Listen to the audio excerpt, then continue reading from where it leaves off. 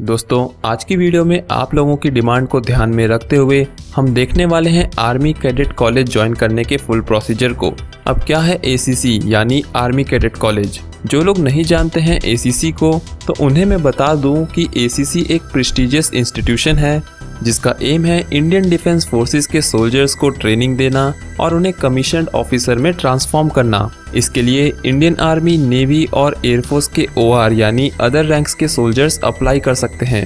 ये पूरी ट्रेनिंग 4 साल की होती है जिसे 3+1 ईयर स्ट्रक्चर में डिवाइड किया गया है, यानी 3 इयर्स तक आपकी ट्रेनिंग ACC विंग में होगी और लास्ट 1 ईयर की ट्रेनिंग इंडियन मिलिट्री एकेडमी में होगी। इसकी ट्रेनिंग का नेचर काफ़ी हद तक नेशनल डिफेंस एकेडमी की ट्रेनिंग की तरह ही है, क्योंकि बिल्कुल NDA की तरह ACC में भी कैडेट्स को ह्यूमैनिटीज़ एंड साइंस में JNU द्वारा 3 साल बाद डिग्री दी जाती है।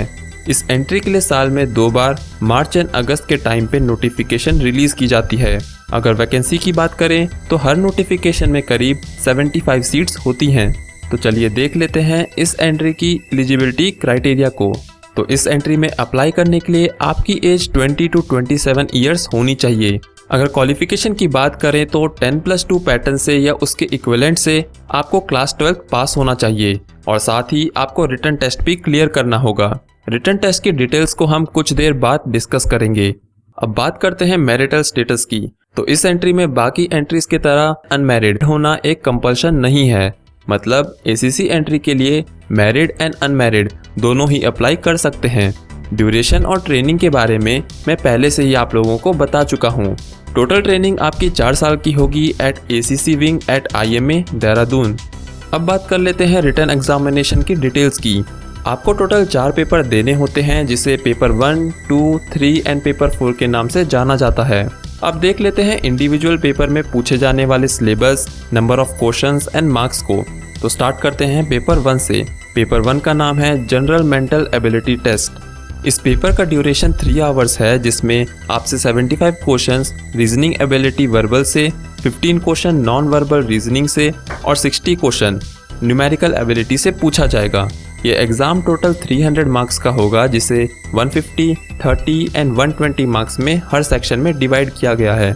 अब बात करते हैं पेपर 2 यानी current and general awareness test की।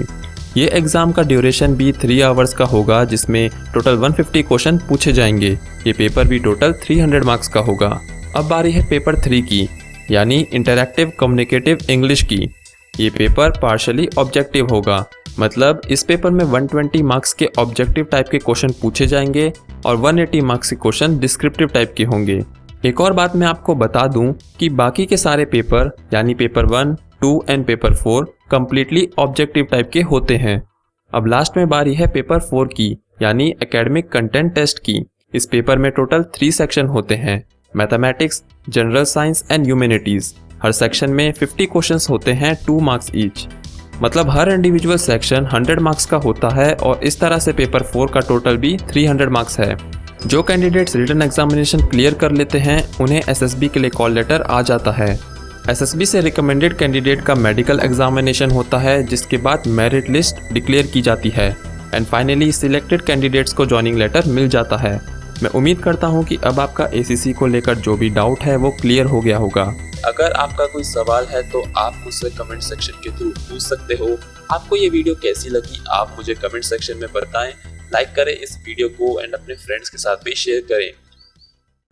आप इंस्टाग्राम पे हमें यानी डिफेंस डायरेक्ट एजुकेशन को फॉलो कर सकते हैं ताकि आपसे कोई भी डिफेंस रिलेटेड न्यूज़, अपडेट या एग्जाम नोटिफिकेशन मिस ना हो। जय हिंद।